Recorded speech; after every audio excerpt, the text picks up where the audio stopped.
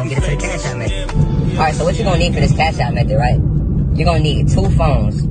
Alright, man, so for this Cash App method, right, you're gonna need 2 phones, right? You can do it with 1 phone, but it makes it way harder, you know what I mean? So for this method, if you can, you wanna have 2 phones. Alright, so with the second phone, right?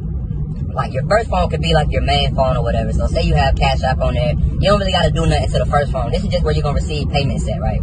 Now, I would recommend that you have your first Cash App on like a CPN, so there's no way that it can track back to you, because if they look at it, and I've never seen this happen too many times, like where they look at the Cash App and see like where it was sent to and do all the digging to figure it out. But I'm sure if they wanted to, they definitely could go figure it out. I mean, I think it's just the fact that Cash App's response team is so slow, so a lot of times they don't go and try to do that. But this is, it can still happen. That's my whole point when saying that. So make sure that you're being like very secure when you're doing this. Either make a different Cash App that you can use as your main one to receive the payments, but that's going to be very hard now because of the verification. You might be able to receive like a couple hundred, but if you keep trying to bust it down to like on that account and like cash it out to your bank account, they're going to ask you for verification. You might get away with like 200, like a payment of $200 sent to that Cash App, that new Cash App that you create. But it's going to be very hard, man, especially now with verification, and that's all you'll get from that one. You know what I mean? You want to definitely get more than that. This method has potential to gain 1K a day if you do it right.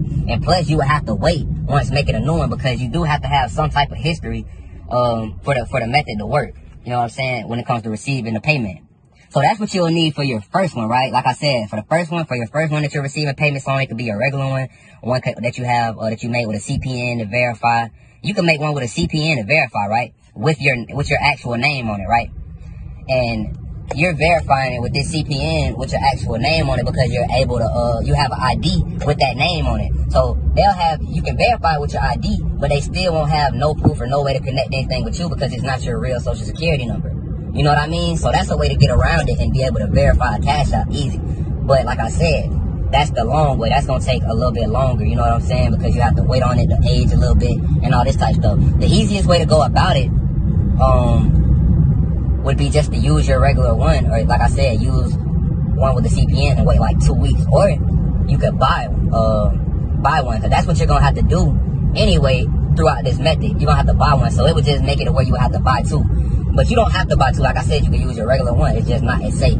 So you're definitely going to have to buy one when it comes to phone 2. So then with phone 1, you're good. But with phone 2, that's when you're going to have to actually buy a Cash App account with transactions. Because this is going to be the one that you connect the pools to.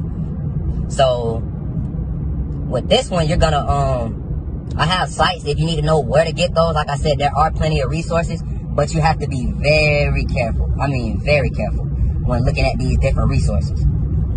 Because 9 times out of 10, they will be a scam. That's why you need like a trusted resource. If you don't have a trusted resource or a trusted person that you can get those from, if you need those, I do have those. I do also have the resource if you want to go straight to the resource. But you're definitely gonna need that for the transaction to go through. Because if you try to connect it to a brand new account and then like try to connect the funds to a brand new account, it won't work. You know what I'm saying? If you try to put it through, it won't work most of the time. It has to have a little bit of history on it in order for it to work. So, okay, now, you have that one. And once you bought that one, like I said, if you need to know where to get those, hit me up. Once you have that account linked up to phone 2, wait, I skipped this stuff. With phone 2, when you're downloading Cash App, right? This is before you even have the Cash App account, the link to it, or anything like that with the transactions on it.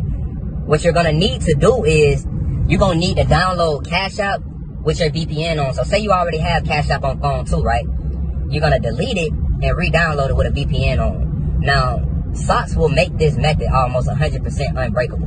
You know what I'm saying? Socks will make this method almost go through all the time. But Cash App isn't as strict as like when carding online or like doing different bank stuff. So you don't always need Socks and like RDP and all that with Cash App. You should be able to get off with a VPN, but it'll be harder sometimes. You know what I'm saying? It'll definitely be harder. So what you need to do is get your VPN, go ahead and download it. Now, turn on your Socks or whatever. If you're going to use Socks, turn on your Socks before you actually go in and start the method on there. You know what I mean? So, okay, boom, you'll turn on your Socks. You got your VPN on, you connect everything. So you go to your second Cash App account. And now this is where you connect you connect the pulls that you have to the Cash App log that you have. So now you have this Cash App log with transactions to it, and then you connect the pulls to it to where you can pull the money out. Now also, when you're getting pulls for this, it does have to be a debit card. It can't be a credit card. You can't connect credit cards to Cash App. Just a word of advice, because I know a lot of people wouldn't know, and they would get on the sites or whatever, or go try to buy a credit card for somebody. A credit card is not going to work on this. You have to get a debit card. Look up some of the best debit cards with the highest limits, and try to get that debit card, because those debit cards with the highest limits, those will be the ones that is easier to scam, just because of the simple fact that it's so much money on there most of the time that you already know. Most of the time, it's so much money on there, the little amounts they'll just push through. It's the bigger amounts then that they start to look at as fraud, or is it fraud, whatever. So definitely get like the best debit cards, you know what I mean? So now once you connect that debit card, now you're ready to work. Like I said, now it would definitely be best if you did, well, I wouldn't say best. It would be best for it to go through, but not best for security reasons if you use your actual Cash App. Because now it looks like it's going from a Cash App with transactions to another Cash App with transactions. You might have a little bit of trouble if your first phone, if you have a Cash App but you don't use the one that is connected with you. If you use like a CPN or something, you may have a little bit of trouble just because it doesn't have a lot of history on it. But that's not always the case. Like a lot of times it will still push through. It's just almost guaranteed when you have another one, when you have it sent it from one with history to another one with history. So okay, boom. Once you do that, you want to add whatever the amount of cash is that you want to take out of this account. Now, you want to be very careful because you don't want to go too far. I would definitely say nothing over 500. You know what I'm saying? So once you do that, I wouldn't say get nothing over 500. And once you make sure you add that cash, but this is where the trick comes in. You're not gonna send it after you add the cash to the phone one. From phone two, from the phone one, you're not gonna send it once you add that cash. What you're gonna do is request it from phone one to phone two, which is phone two is the one that what you have the pulls on, and you also have the Cash App account with transaction history. So you're gonna request it from that one. And once you request it from that one, I'm telling you, 9 times out of 10, once you request it, it'll go through. That's the trick, requesting it. You know what I mean? So I don't want to make this video too long, man. I think I pretty much covered everything. And man, so y'all make sure y'all subscribe, man. I appreciate all the love and support, man. And I'll catch y'all on the next vid. Yo, man, what's up, YouTube? You already know who it is. It's your boy Bandman Swipe back with another video.